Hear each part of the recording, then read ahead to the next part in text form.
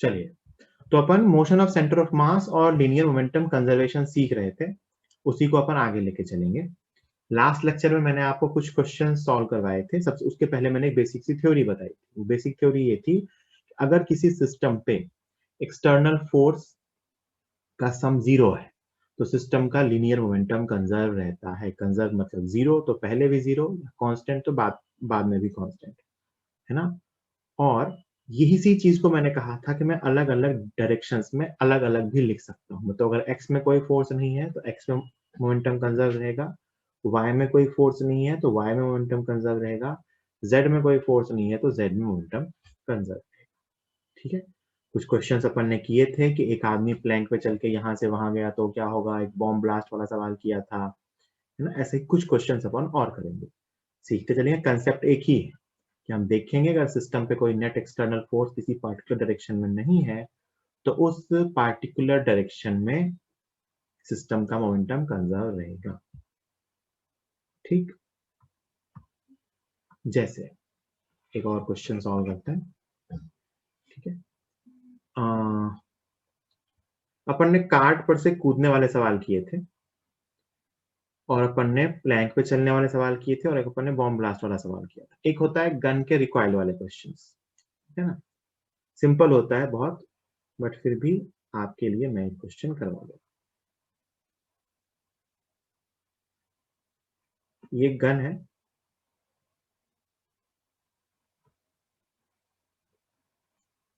Gun का mass capital M है और इससे एक बुलेट फायर होती है। बुलेट का मास स्मॉल एम है। ठीक है, कहा जाता है कि system was at rest, system was at rest and bullet is fired with मजल वेलोसिटी u। याद है क्या मजल वेलोसिटी क्या होती है? मैंने एक बार डिस्कस किया है। व्हाट इज मजल वेलोसिटी, क्या होती है बताओ कोई। किसके रिस्पेक्ट में होती है, ग्राउंड के रिस्पेक्ट में कि गन के रिस्पेक्ट में? गुड, बहुत बढ़िया। मजल वेलोसिटी कहते हैं गन के रिस्पेक्ट में, है ना। ये गन का जो मजल या बैरल होता है उसके रिस्पेक्ट में बुलेट की वेलोसिटी होती है। फिर से मैं यहाँ लिख दे रहा हूँ, मजल velocity means velocity with respect to gun, है ना। तो आपको दे रखा है कि बुलेट यू स्पीड से फायर होती है गन के रिस्पेक्ट में। तो आपसे पूछते हैं find recoil velocity of the gun.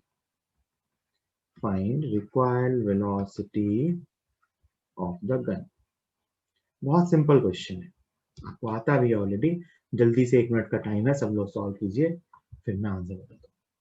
Chat पे लिखने की जरूरत नहीं, चैट पे लिखने की कोई जरूरत नहीं है।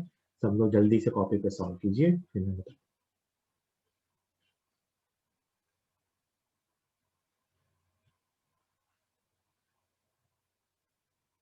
जल्दी, ट्रिक से भी लिख सकते हैं। यहाँ अपने में ट्रिक लगा सकते हैं क्या? यहाँ अपनी वाली ट्रिक लगा सकते हैं क्या? और सामने वाले का मास वाला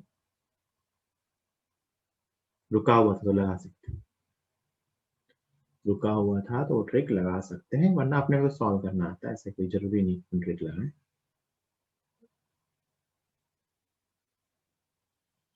एक बात सच्चाई है कि आईआईटी एडवांस में आने वाला क्वेश्चन कभी भी ट्रिक से नहीं होगा, इसकी तो बिल्कुल गारंटी है कि आईआईटी एडवांस का क्वेश्चन कभी भी ट्रिक से नहीं हो पाएगा। आपको बेसिक कंसेप्ट पता होना चाहिए। This is the beauty of that exam.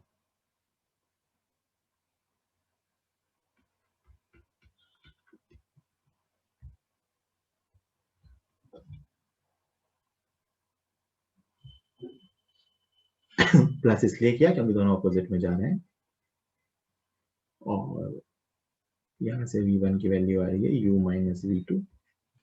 अपने पास एक मोमेंटम कंजर्वेशन की इक्वेशन है कि mv1 minus capital M into v2 is equal to 0। चाहो तो v1 उठा के रख देंगे, तो यहाँ से V2 की वैल्यू आ जाएगी m upon capital M into V1 that is U minus V2। तो यहाँ से V2 की वैल्यू आ जाएगी V2 is equal to MU upon capital M plus small m। दिख रहा है क्या? बिल्कुल वही आंसर है, सामने वाले का mass upon total mass into relative velocity. Done. कोई डाउट किसी को है तो पूछ लीजिए, किसी को कोई डाउट है तो पूछ लीजिए। सामने वाले का mass upon total mass into relative velocity. ये वही क्वेश्चन है कि कार्ट पर से कोई कूदा, कोई प्लैंक पे भागना स्टार्ट हुआ, एक तो सिस्टम पहले रुका हुआ था, फिर सिस्टम के अंदर एक पार्ट मूव करना स्टार्ट करता है किसी वेलोसिटी से। तो क्योंकि हॉरिजॉन्टल में कोई एक्सटर्नल फोर्स नहीं है तो ये रिकॉइल करेगा पीछे की तरफ। हाँ, हम इसे रोकेंगे तो रिकॉइल नहीं होगा, तो हमें फोर्स लगना पड़ेगा। तो जनरली जब गन फायर की जाती है तो हम इसे रोक के रखते हैं। कोई डाउट किसी को?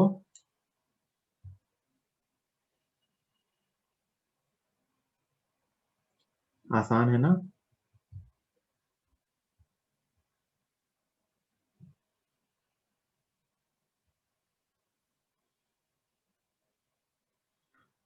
ठीक है, चलिए आगे चलते हैं। अभी तक मैंने जो भी क्वेश्चन आपको सॉल्व कराए थे उसमें बुलेट्स को हॉरिजॉन्टली ही फायर किया गया था और सिस्टम पहले रुका हुआ था। अब मैं थोड़ा सा चेंज करता हूँ। अब क्वेश्चन में क्या है कि फायर अभी भी बुलेट ही हो रही है या कैनन बॉल हो रही है, इसको मैंने कार्ट के ऊपर फिट किया हुआ है। एक कार्ट है जो हॉरिजॉन्टल स्मूथ सरफेस पे रखी हुई है, इसके ऊपर एक गन लगी हुई है, कार्ट का मास कैपिटल M है और इससे एक बुलेट फायर होती है या एक कोई भी कैनन फायर होता है U स्पीड से, ये थीटा एंगल पे है। ठीक है,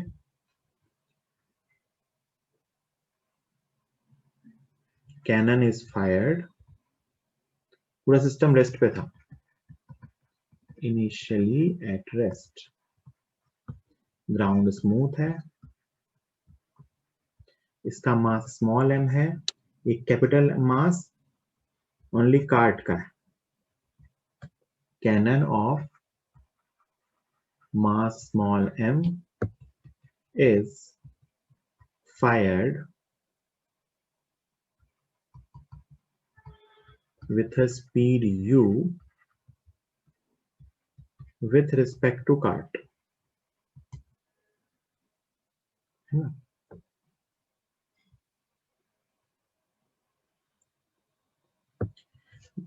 Cannon of mass m is fired with a speed u with respect to cart. Find recoil speed of cart.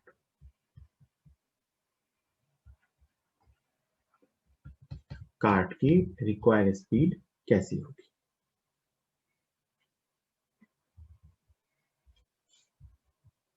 ठीक है, तो ये भी बिल्कुल सिंपल क्वेश्चन है। जरा सोच के बताइए, इसमें सिस्टम का टोटल मोमेंटम कंजर्व रहेगा या सिर्फ हॉरिजॉन्टल में कंजर्व रहेगा या सिर्फ वर्टिकल में कंजर्व रहेगा? ये बताइए। इस केस में सिस्टम का total linear momentum totally conserve रहेगा या सिर्फ हॉरिजॉन्टल में कंजर्व रहेगा या सिर्फ वर्टिकल में रहेगा या दोनों में रहेगा? मतलब हॉरिजॉन्टल, वर्टिकल या बोथ? सिस्टम का लीनियर मोमेंटम हॉरिजॉन्टल में कंजर्व रहेगा, वर्टिकल में कंजर्व रहेगा या दोनों में कंजर्व? सोच के बताना।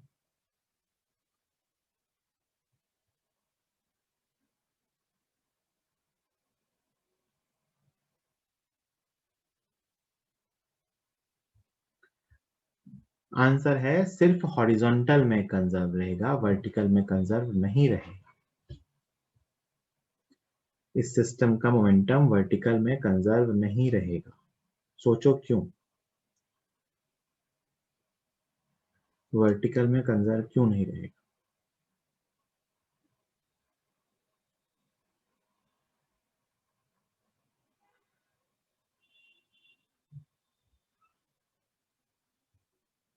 ऐसा फील करो, सुनना ध्यान से, ऐसा फील करो कि जैसे ही कैनन फायर होगा, है ना, इस कार्ट पे जो रिक्वायर्ड फोर्स आएगा वो दो तरफ आएगा, है ना, मतलब ये कार्ट पीछे भी भागना चाहेगी और नीचे भी जाना चाहेगी। समझ में आता है क्या? जैसे ही कैनन फायर होगा इससे, इस कार्ट पे जो रिक्वायर्ड फोर्स आएगा वो पीछे की तरफ भी आएगा और डाउनवर्ड भी आएगा। जो धक्का आएगा रिक्वायर्ड वाला वो पीछे भी आएगा और नीचे भी आएगा। मानते हो क्या? ये इसके इंटरनल फोर्स का कारण आ रहा है। इसके इंटरनल फोर्स के कारण ये जैसे ही फायर हुआ तो इसको जो पीछे धक्का मिलेगा वो कुछ इस तरफ मिलेगा, है ना, तो इधर भी आएगा और इधर भी आएगा। मानते हो? इधर वाले को तो रोकने वाला कोई नहीं है, इधर कार्ट फ्रीली पीछे चली जाएगी क्योंकि जमीन स्मूथ है। लेकिन नीचे वाला ना, अचानक से जैसे ही नीचे धक्का आएगा तो ये नॉर्मल अचानक से यहाँ चेंज हो जाएगा। अच्छा सोचो, मेरी बात सुनना, मेरी बात ध्यान से सुनना। पहले नॉर्मल जो जमीन से पहले आ रहा था, अभी फायर नहीं किया है, तो जो जमीन से नॉर्मल आ रहा था वो mg के बराबर था पहले। ये मानते हैं सब लोग, है ना, कि पहले जो नॉर्मल था वो mg के बराबर था। अब मैंने तुरंत इसको फायर किया है, जस्ट फायरिंग के इंस्टेंट पे देख रहे हैं, तो एक तो इस पे एक पीछे की तरफ रिकॉइल फोर्स आया, उस कारण ये पीछे जाएगा, और एक अचानक से एक रिकॉइल फोर्स का कंपोनेंट नीचे भी आएगा।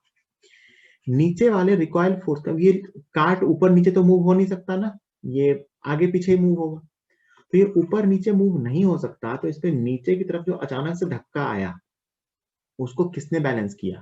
जमीन के नॉर्मल ने, जमीन के नॉर्मल ने। आप जरा सोच के देखना कि इस कार्ट पे पहले, फायरिंग से पहले नीचे mg था और ऊपर नॉर्मल था, और फायरिंग के बाद नीचे mg था और ऊपर का force n plus delta n था। डेल्टा n क्यों आया? वो जो वर्टिकल वाला जर्क आया उसको बैलेंस करने, वर्टिकल वाला जर्क कह लो या अचानक से जो पुश फोर्स आया उसको बैलेंस करने के लिए। और अगर ये बैलेंस था तो ये तो फोर्स बैलेंस नहीं है।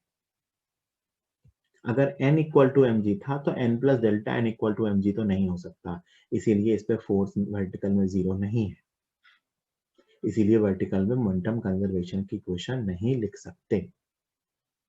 We cannot write equation of momentum conservation in vertical direction on this system. System क्या है? ये कार्ट प्लस कैनन का सिस्टम। कार्ट प्लस कैनन से जैसे ही वो कैनन बॉल फायर हुई वैसे ही एक तरह से कार्ट पे एक रिकॉइल आया, है ना।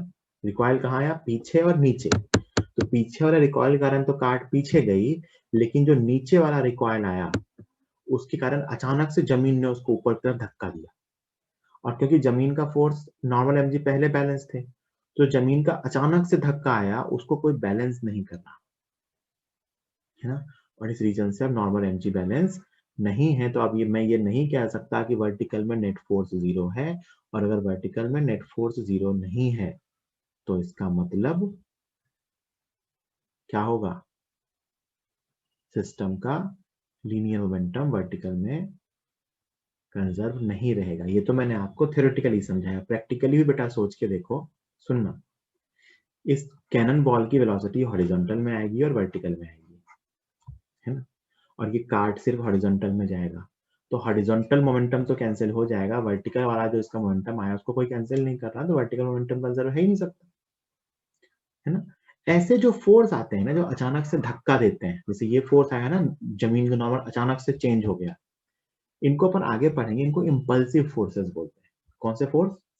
Impulsive force. जिस फोर्स का झटका लगे, सोच के देखो कि इस कैनन पे, इस कार्ट पे जमीन से एक झटका लगेगा, जमीन से ऊपर की तरफ नॉर्मल का झटका आएगा, दिस इज इम्पल्सिव फोर्स। तो हम इम्पल्सिव फोर्स की प्रेजेंस में कभी भी उस डायरेक्शन में मोमेंटम कंजर्व नहीं करवाते, क्योंकि इम्पल्स का मतलब आगे बताऊंगा, इम्पल्स आने का मतलब मोमेंटम चेंज हो सकता है। तो अगर वो इम्पल्सिव फोर्स है तो हम इम्पल्सिव फोर्स की प्रेजेंस में कभी भी मोमेंटम कंजर्व नहीं करवाते, और वो इम्पल्सिव फोर्स वर्टिकल में है तो हम वर्टिकल में मोमेंटम कंजर्व नहीं करवा सकते, सिर्फ कहाँ करवाएंगे? हॉरिजॉन्टल। मेरी बात समझ आई क्या आपको?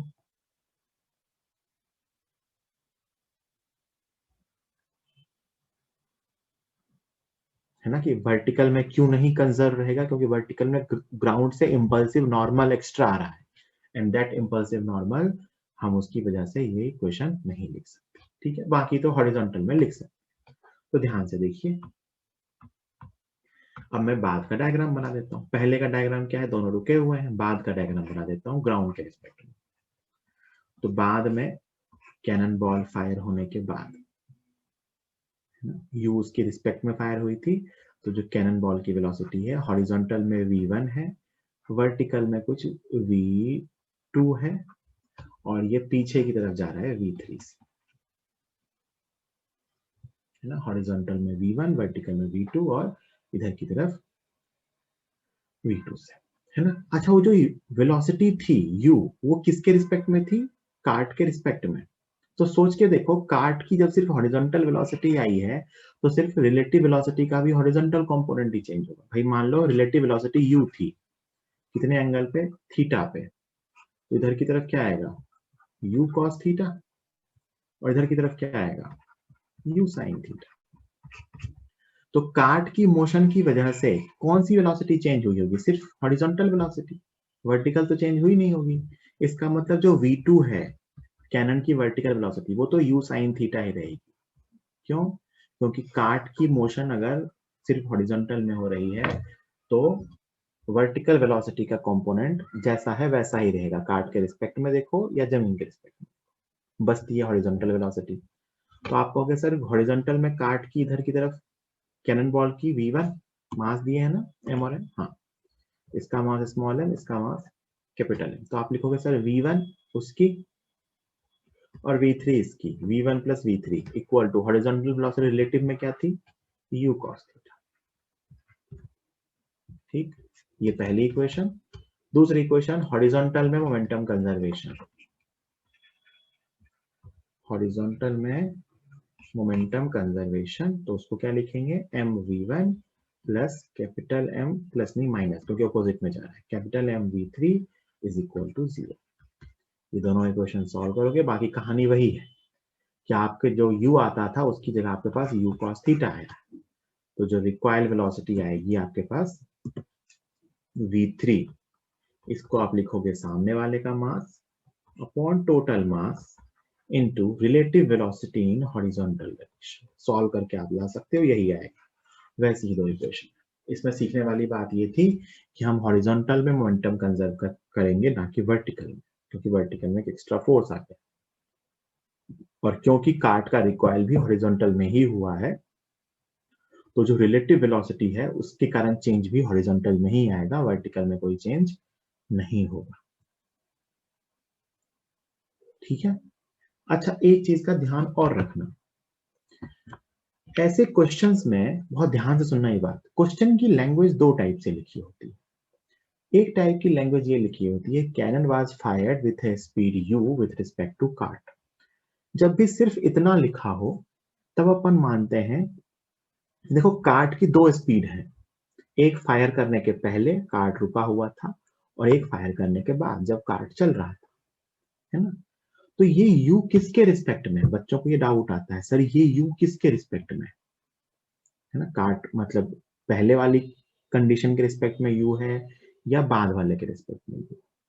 जब तक कुछ ना कहा जाए, क्वेश्चन में ये क्लियरली मेंशन्ड ना हो कि u किसके रिस्पेक्ट में है, मतलब कौन सी कंडीशन का u है, ये बात समझ में आ रही है, u रिलेटिव कौन से केस में ले रहे हो।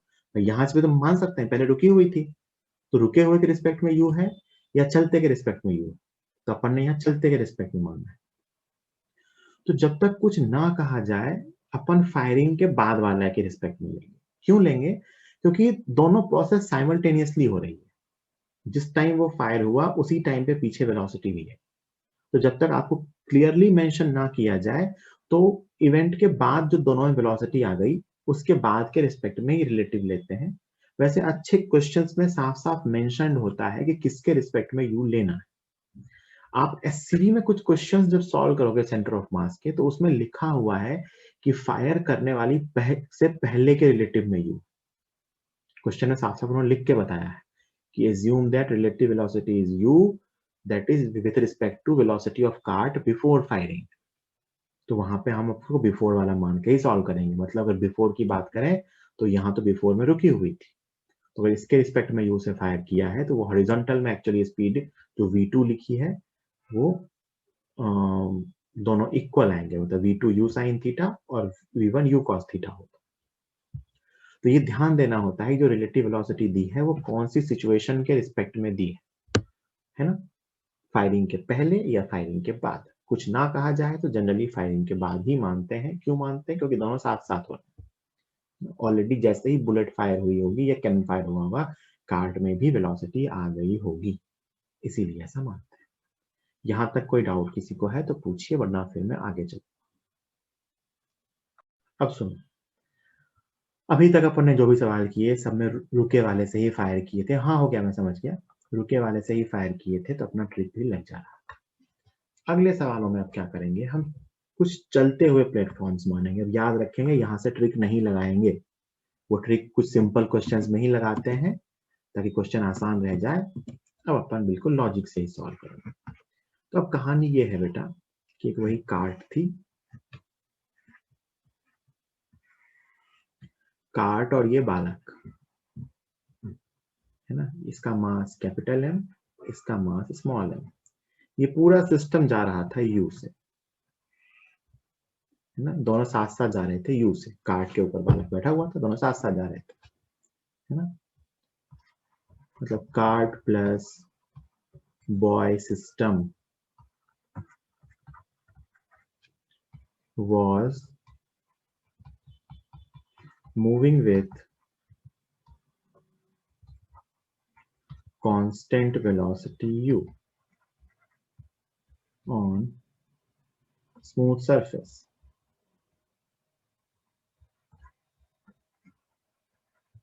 है ना? If the boy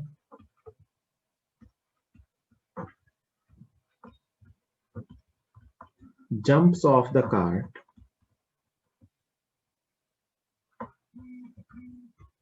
in forward direction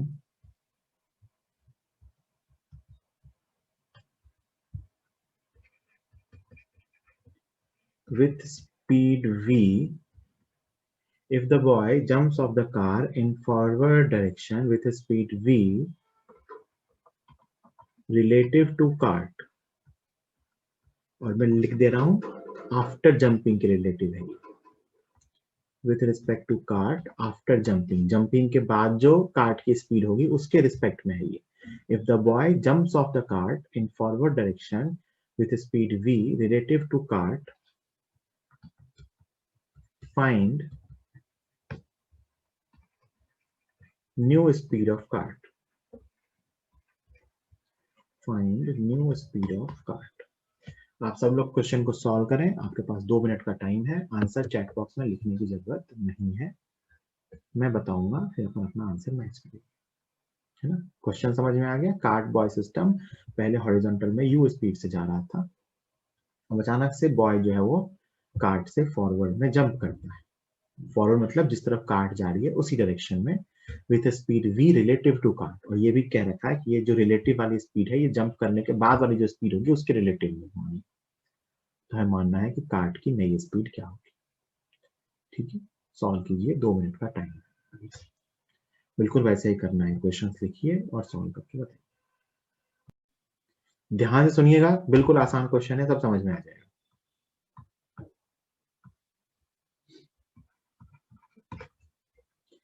मान लेते हैं कूदने के पहले और कूदने के बाद का डायग्राम बनाते हैं। ये m, ये बालक स्मॉल m मास का, ये पूरा सिस्टम पहले u से जा रहा है। पूरा सिस्टम मतलब आदमी भी और कार्ट भी। और कूदने के ठीक बाद अपन मान लेते हैं ये बालक जो कूदा, जमीन के रिस्पेक्ट में इसकी स्पीड है v1 और ये कार्ट जो है इसकी स्पीड है v2, है ना। ये जमीन के रिस्पेक्ट में है। These all velocities are with respect to ground, है ना। तो सबसे पहले तो मैं क्या लिख सकता हूं, मोमेंटम कंजर्वेशन की इक्वेशन। इस बात को समझिए। तो मोमेंटम कंजर्वेशन की इक्वेशन हॉरिजॉन्टल में क्या, अच्छा क्यों लिख सकता हूं, क्योंकि हॉरिजॉन्टल में कोई फोर्स नहीं है। तो हॉरिजॉन्टल में मोमेंटम कंजर्वेशन की इक्वेशन कहती है पहले का मोमेंटम हॉरिजॉन्टल में, this is initial momentum in horizontal direction, is equal to final momentum in horizontal direction. This is momentum conservation equation in horizontal direction. m plus m into u, पहले का momentum equal to बाद का momentum, capital M v2 plus small m v1। ये पहली equation. दूसरी equation relative velocity की, आपसे कहा गया कि वो बालक आगे कूदा v velocity with respect to cart, दोनों देखो सेम डायरेक्शन में जा रहे हैं, तो मैं रिलेटिव वेलोसिटी को क्या लिखूंगा, v1 माइनस v2, क्योंकि ऑब्वियस सी बात है वो आगे कूदा है, v1 माइनस v2, तो v1 ज्यादा है और इसकी वैल्यू v दे रखी है। This is second equation. तो ये फर्स्ट इक्वेशन, ये सेकेंड इक्वेशन, इन दोनों को सॉल्व करके अपन v1 v2 ला सकते हैं। हमें v2 चाहिए, तो यहां से हम v1 कैलकुलेट कर लेंगे। ठीक है, तो v1 की वैल्यू यहां से आ रही है v प्लस v2, ऊपर वाले में रख दीजिए। So m plus m into u equal to m v2 plus small m v1 v plus v2।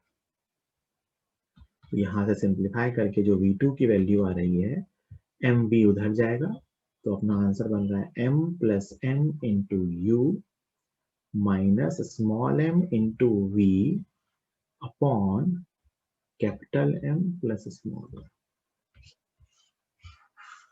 मानते हो?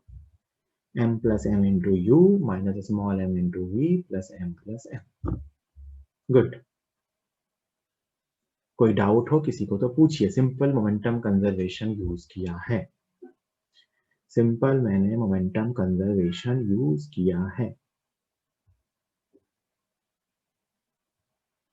पहले का मोमेंटम इक्वल टू बाद का मोमेंटम। अगर आपने ये क्वेश्चन कर लिया, लिख लिया, तो इसी में एक पार्ट और कैलकुलेट कीजिए। Calculate work done by the boy in the process of jumping. Calculate work done by the boy in the process of jumping.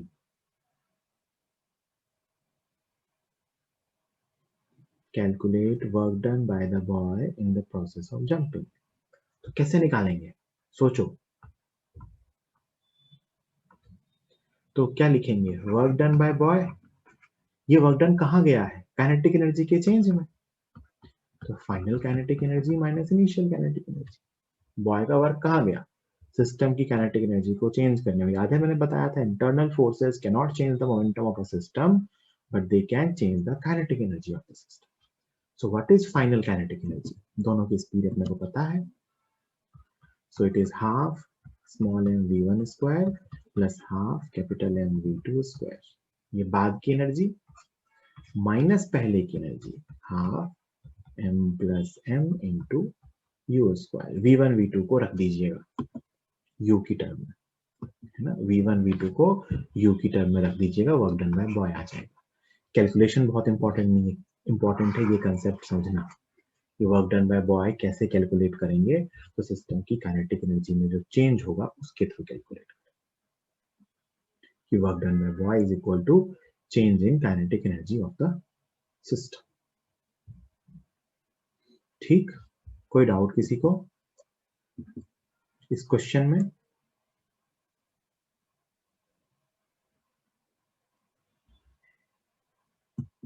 जल्दी बोलिए।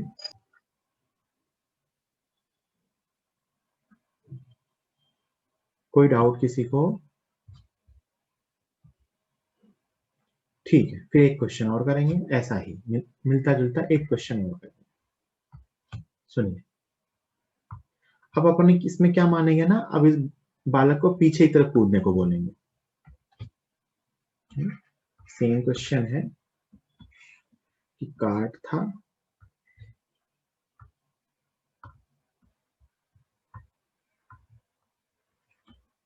कार्ड के ऊपर ये बालक था,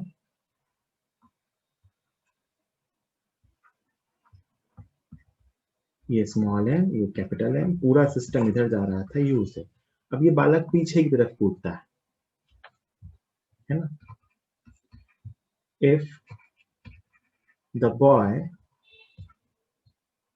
पूरा सिस्टम पहले यू से जा रहा था, बिल्कुल सेम क्वेश्चन है, पूरा सिस्टम यू से जा रहा था। If the boy jumps in backward direction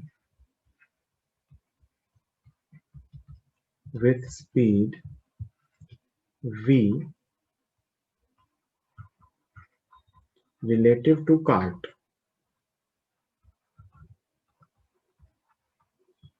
after jumping. Find new speed of cart. अच्छा एक बात बताओ, इस केस में कार्ट की स्पीड इंक्रीज होगी या डिक्रीज होगी? इस केस में जब ये पीछे कूद रहा है v स्पीड से, तो कार्ट की स्पीड इंक्रीज होगी डिक्रीज होगी? लॉजिक से भी बता सकते हो, इंक्रीज होगी। मानते हैं ना, मतलब जो आंसर आएगा वो u से ज्यादा आएगा, क्योंकि वो उधर कूद रहा है ना, तो पीछे धक्का लगाएगा। अच्छा इस केस में, पिछले वाले केस में कार्ट की स्पीड इंक्रीज होगी डिक्रीज होगी? इस केस में सोचो, डिक्रीज होगी, क्योंकि वो आगे कूद रहा है तो कार्ट पे पीछे धक्का लगाएगा, है ना। देखिए आंसर भी डिक्रीज होके ही आया। ये जो वैल्यू आई है, ये पहले वाली, ये वैल्यू u से छोटी है, क्योंकि यही टर्म u है, दिख रहा है, यही टर्म u है, तो u से कुछ कम ही आई है, u से कुछ कम आई है ना। और यहां देखना u से ज्यादा आएगी। सॉल्व कीजिए, सिमिलर वैसा ही कुछ आंसर आएगा, आप तो सॉल्व कीजिए फिर मैं बता दूंगा।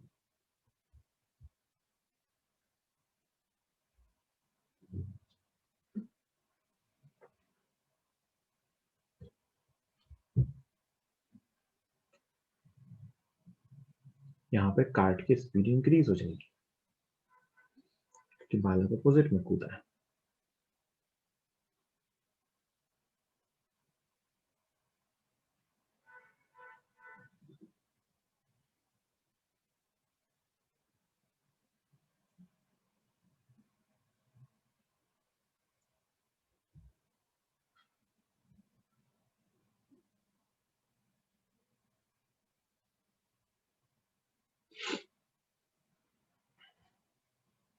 सिंपल है बिल्कुल, जैसे सिखाया वैसे ही करना है, बस रिलेटिव वाले टर्म सही सही लिख देना। वो पीछे कूदा है v स्पीड से कार्ट के रिस्पेक्ट में। जल्दी सॉल्व कीजिए, तब तक मैं डायग्राम बना रहा हूँ।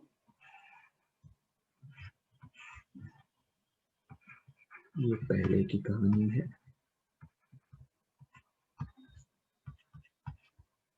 ये बाद की कहानी है।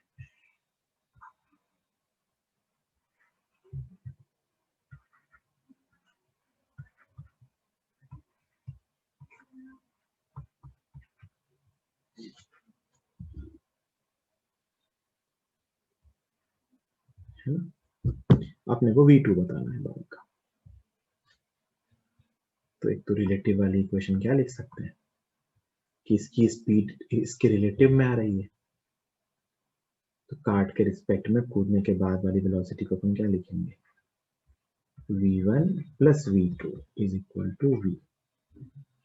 पहली इक्वेशन, तो यहाँ से v1 की वैल्यू आ रही है v माइनस v2, और मोमेंटम कंजर्वेशन लिखूं हॉरिजॉन्टल में, mu सॉरी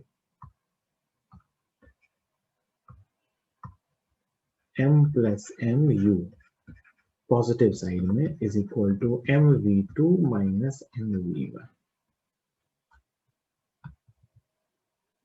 ठीक है, यहां से अपने को v2 चाहिए, तो v1 की वैल्यू रख देंगे, तो m plus m into u is equal to mv2 minus small m, v1 की जगह v माइनस v2।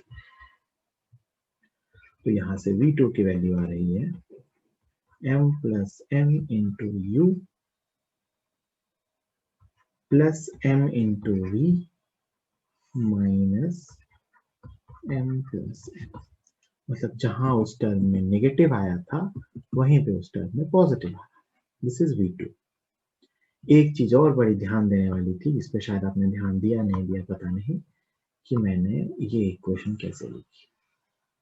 मोमेंटम इधर की तरफ था, पहले ये सिस्टम इस तरफ जा रहा था, इसका मोमेंटम इधर ही था, तो मैंने इसी को पॉजिटिव माना, इसलिए मैंने इस मोमेंटम में से ये मोमेंटम माइनस किया है, क्योंकि नेट मोमेंटम सिस्टम का पहले राइट की तरफ था, तो बाद में भी राइट की तरफ आना चाहिए।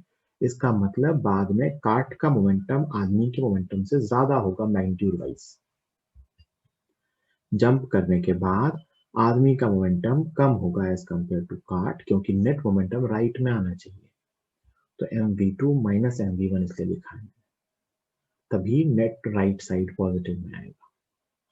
कोई दिक्कत किसी को तो बताइए, किसी को कोई दिक्कत हो तो बताइए।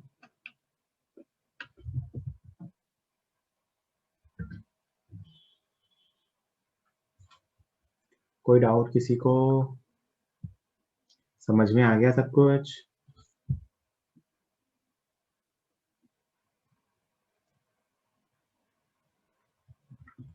आज की क्लास यहीं फिनिश करते हैं। कम क्वेश्चंस हुए।